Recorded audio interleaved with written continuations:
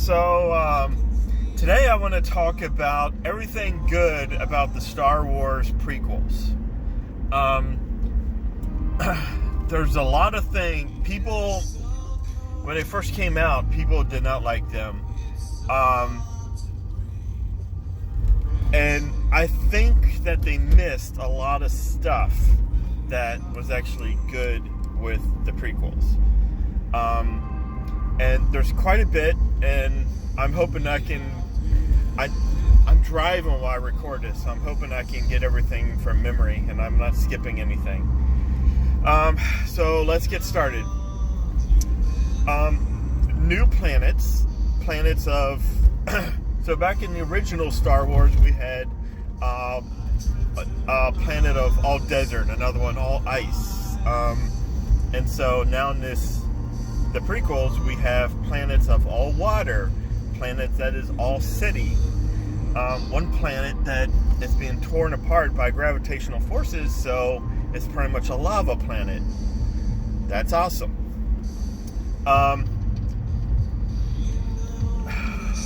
Naboo is a planet, beautiful planet, but it's mostly water, to the point where even the core itself is water, and they get to the other side of the planet by swimming through the core.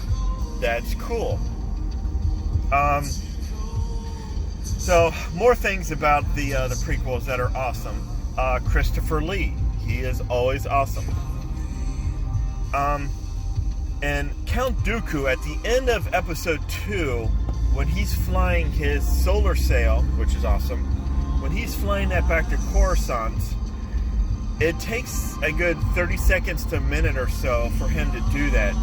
But that whole sequence is beautifully shot. The music is awesome. It's just very visually pretty. And so if you haven't seen it in a while, I'd encourage you to go back and just watch maybe just that one scene, just the music and the visuals of him flying to Coruscant. Let's see, what else? Robots used for war. That's cool. That is cool. Humans being grown outside the womb. In episode 2 again, on the water planet. What was the name of that water planet?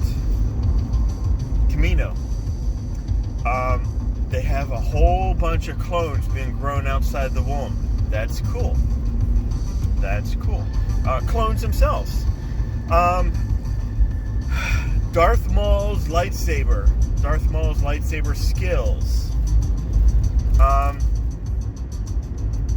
In episode 2 again, they have a fight in the rings of Geonosis. That whole sequence is pretty cool, especially the seismic charges. Those were cool. Those were neat. Because there's no music during that section, and for those split seconds right before the bombs go off, there's no sound effects either. So you're in total silence before you see the bomb going off and destroy everything in its path. Yeah, that's fun. That's cool. Let's see, what else? Oh, underwater cities. Underwater cities are cool. Breathing devices that allow you to swim underwater. That's cool.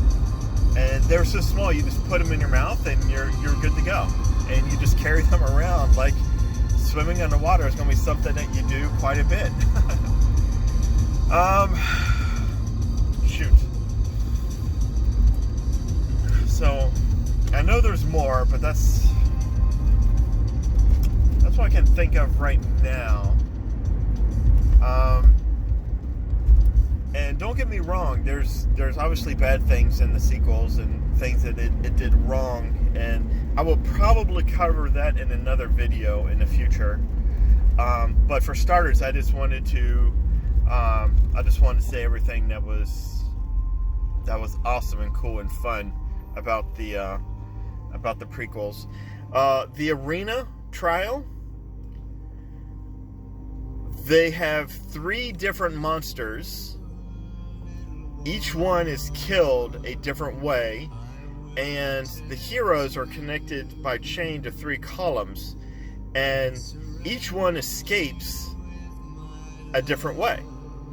And after they escape, the chains that they had on them, each one does that differently. See, a little detail like that I think some people don't notice.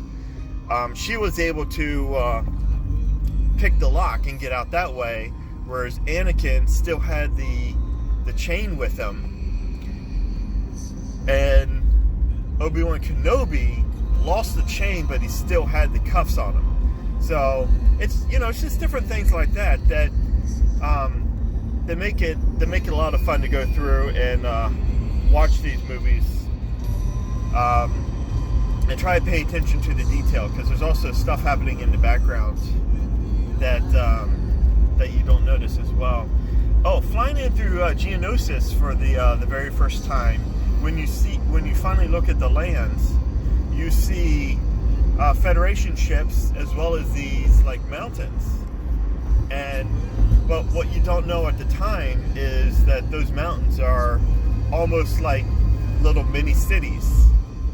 So that's pretty cool. Full of bugs. All right, I knew I was going to forget something, and I looked at my list because I wrote this in my journal back in 2012. So I've had this list for a while, and so I read it this morning, and I just browsed through it again, and I just realized that I did miss one. I knew I was going to miss something.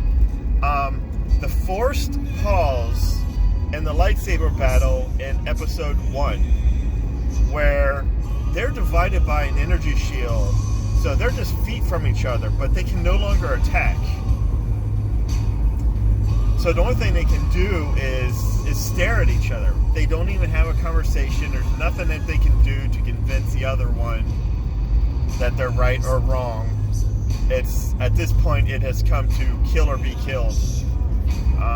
Sometimes talking doesn't work. You can't talk. You can't talk to Darth Maul. I had to put on a t-shirt. So, I like when movies do that. Heat is an excellent movie, but one of my favorite scenes in Heat is when the main good guy and the main bad guy have coffee together. Right in the middle of the movie, they sit down in a cafe. They know exactly who the other one is. There's no secrets or anything like that. It's not like one person doesn't know or anything like that. They both know one's good, one's bad, and they're chasing. But it's like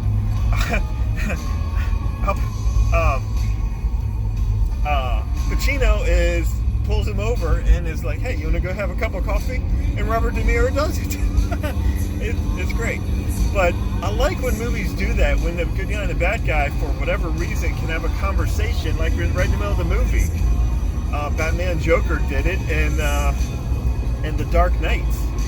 And, well, that was a little different. They were fighting at the time.